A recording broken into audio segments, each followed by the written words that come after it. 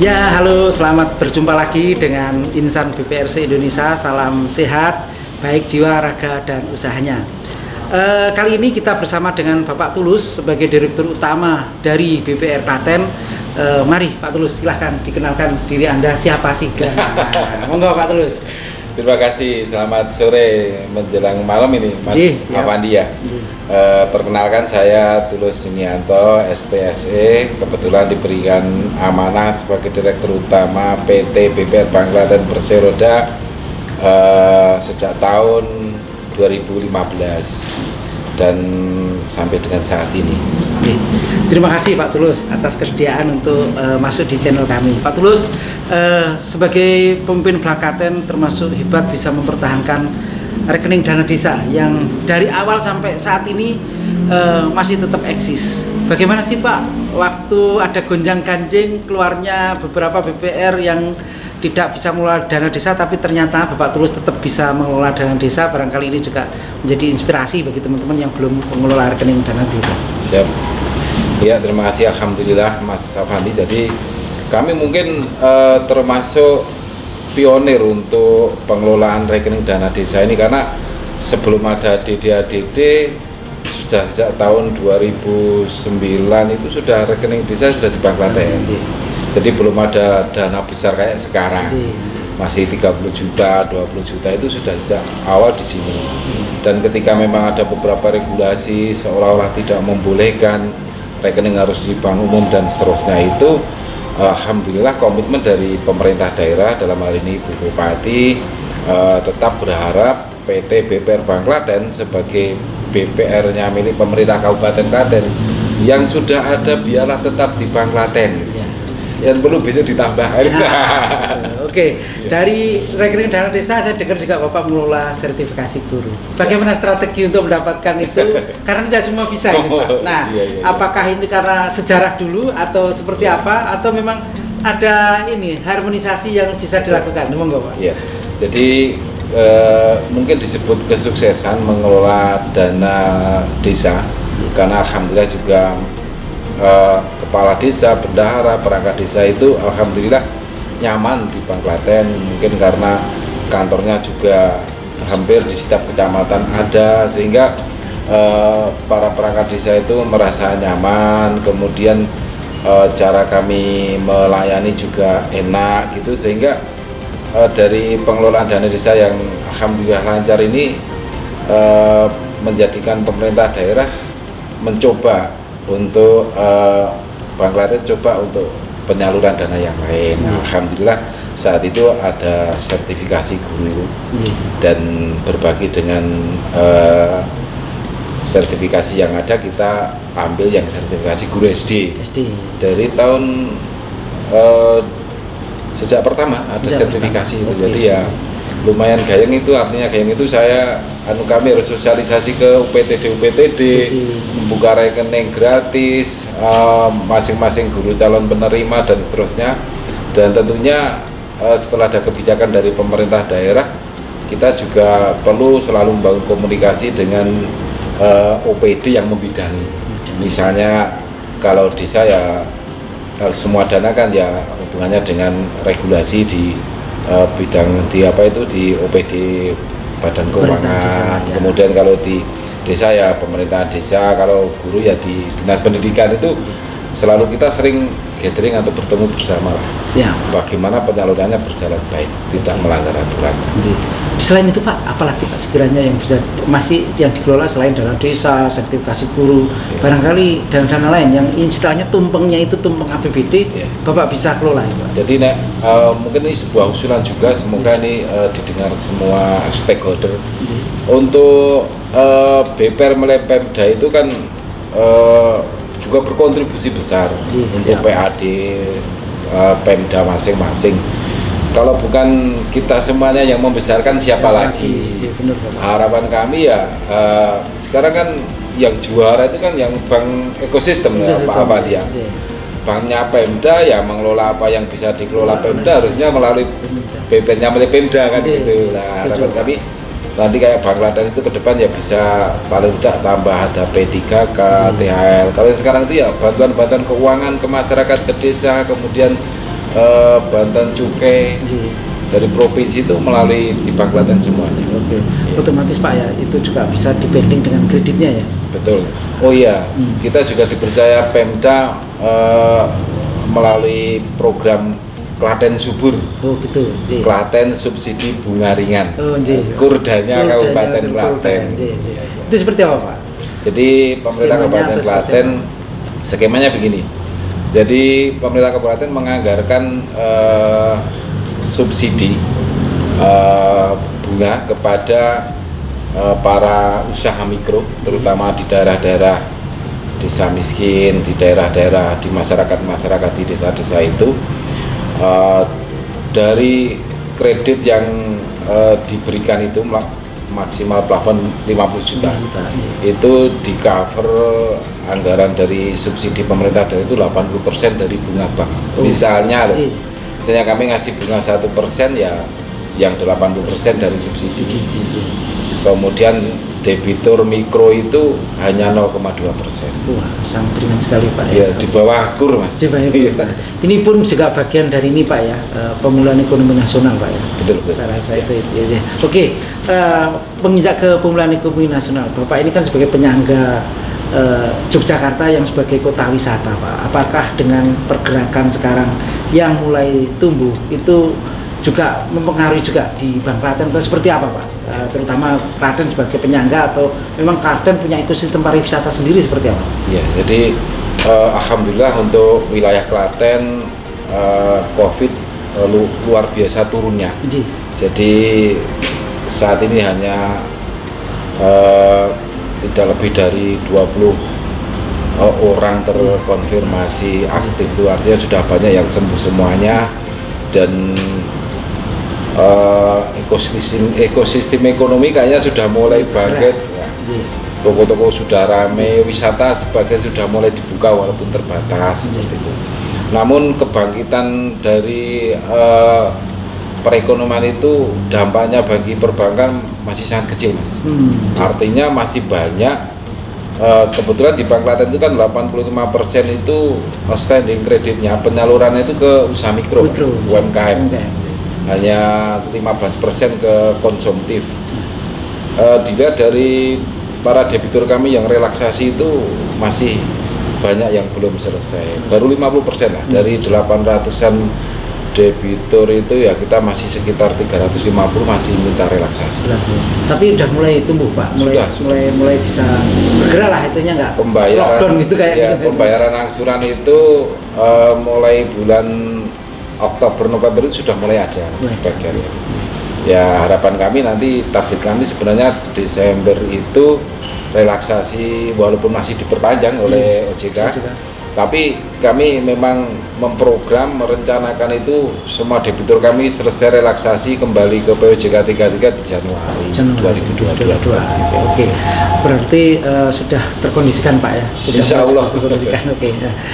Pak, dengan adanya tumbuh kredit yang masih bisa terkondisikan, bagaimana dengan dana pihak ketiga? Kalau bank umum kayaknya kebanjiran dana pihak ketiga, sementara di kita BPR pada umumnya ya agak seret karena ini. Nah, bagaimana Bank Klaten menghadapi dana pihak ketiga ini, bisa mempertahankan apa justru tumbuh ini? Dan strateginya apa saja yang sekiranya bisa menjadi inspirasi daripada teman-teman BPR ini Pak?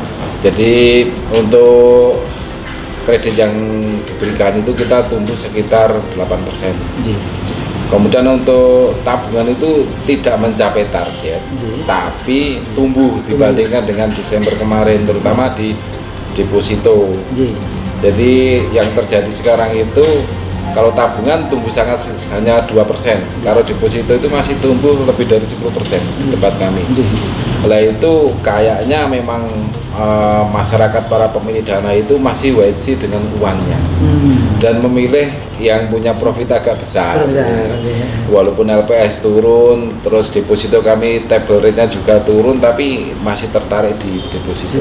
Karena memang mau digunakan apa belum tahu gitu loh. Keperluan safety aja ya. Banyak yang deposito. Itu terkait yang bermana. Sekarang yang terkait dengan teknologi Pak, dengan maraknya finansial teknologi fintech Pak.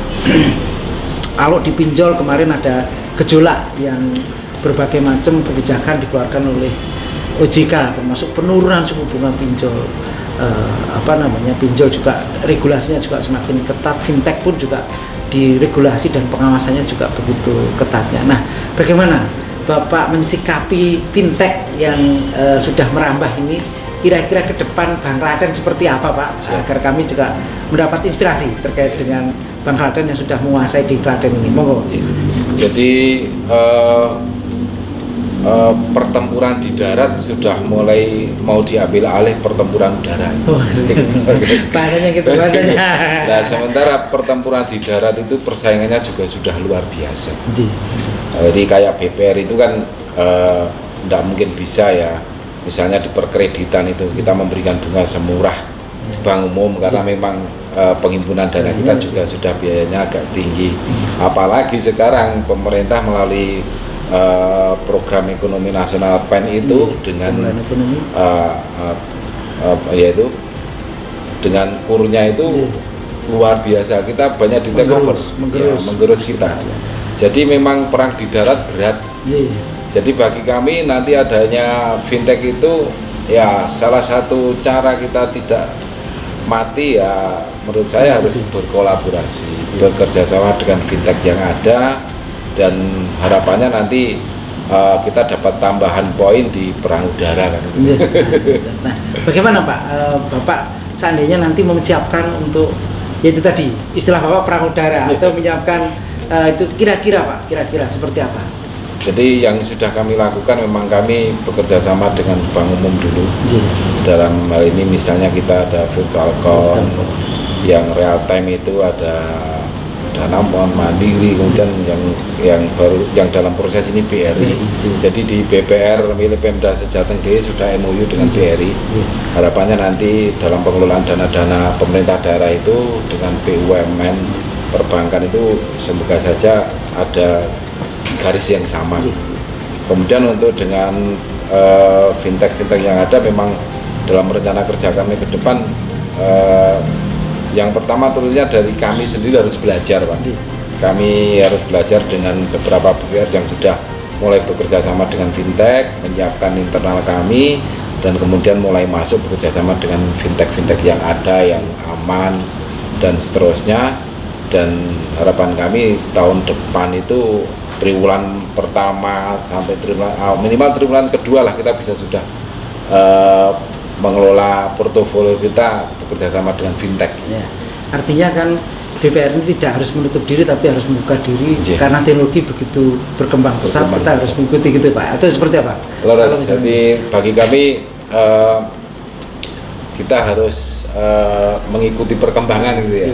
Jadi harus berani membuka diri, harus berani untuk berubah sehingga kita tidak kayak kata dalam tempurung tidak bisa berkembang karena gara-gara kita tidak mau belajar dan tidak mau mengikuti perkembangan. Oke, Bapak juga sebagai tokoh Perbamida ini, perkumpulan BPR milik Pemda ini Pak, saya lihat harmonis sekali di di Jateng ini, dan aset BPR di Jateng terutama milik Pemda maupun swasta itu saling ini ya Pak ya, terpautnya nggak begitu baik dan udah besar-besar gitu. Itu gimana sih Pak? Teman-teman kok bisa rukun, bisa asetnya sudah saling berimbangan sehingga kegiatan itu baik dari BKK-nya, Bapasnya itu bisa kolaboratifnya bagus. Itu seperti apa Pak? Jadi termasuk organisasi bagi saya pribadi Mas yang begitu menyenangkan itu ya di BPR milik Pemda ini, karena menurut saya menjadi keluarga kedua. Jadi bisa saling belajar, bisa saling membantu, saling menolong, saling tidak ada ego, tidak ada takut kesaing. Jadi dorongan masing-masing teman untuk maju bersama-sama, besar bersama-sama, ada peluang apa, ayo kamu juga, kebersamaan itu yang menjadi kunci. Sama-sama ingin besar, tidak ada ego, sehingga masing-masing BPR di tempat masing-masing itu bisa tumbuh bersama-sama. Nah, apakah ini karena potensi daerahnya atau kualitas kepemimpinan atau support dari Pemdanya sehingga kok asetnya itu rigid bagus gitu Pak. Itu seperti apa Pak? Menurut Jadi gini. kalau di sebelah kan enggak gitu loh Pak gitu lah. Jadi kalau di Jawa Tengah itu Iya. di sana dapat apa atau ada peluang apa segera disebar. Yang lainnya juga harus ikut, harus mau. Kalau nggak didorong, iya. dibantu. Kita dari yang sudah berjalan itu membantu yang belum, bahkan harus mengkomunikasikan dengan Pemda, dibantu. Caranya seperti apa, dibantu. Saling membantu itu sehingga masing-masing termotivasi. Dan memang tumbuh semua ya. Sekarang rata-rata di atas 100 semua. Udah atas 300 semua. Semua udah bagus ini. Jogja di Magelang itu sudah mau mencapai triliunan gitu ya. Kayak gitu Mas. Jadi kebersamaan, saling mendukung terus menerus gitu. Atau SDM-nya sudah sefrekuensi atau gimana Bapak? SDM akan ada yang kita bulan kita pertemuan. Pemda di Jateng DIY itu kalau nggak pandemi itu setiap bulan, ada info-info terkini apa, potensi apa itu selalu disampaikan, terus yang lainnya segera ikut gitu. Oh gitu ya. Seperti itu. Jadi akhirnya bisa ini ya? Ya saya misalnya saya baru dulu itu bukannya terus di wah ini baru tidak dianggap penting itu enggak, malah saya membuka diri untuk belajar dan beliau-beliau yang senior itu sangat respon membantu. Sangat welcome sekali. Welcome sekali. Saya seperti ini seperti itu Pak. Jadi kebersamaan tapi yang sekuensi. Dengan sekuensi baik kolaborasinya maupun jalan nalar pikirnya gitu Pak ya. Cara saya itu. Ya kayaknya jadi kayak sama gitu. Menyenangkan. Oke. Kita beralih Pak dengan BPR Pemda yang saat ini mungkin ya harus mengharmonisasi dengan kepentingan Pemda atau bank yang lebih besar. Trik-triknya apa sih Pak? Jadi kakak sebelah lah. Gimana sih Pak? Jadi saya tetap berhubungan baik. Saya pribadi sebenarnya pengennya tetap bersinergi seoptimalnya.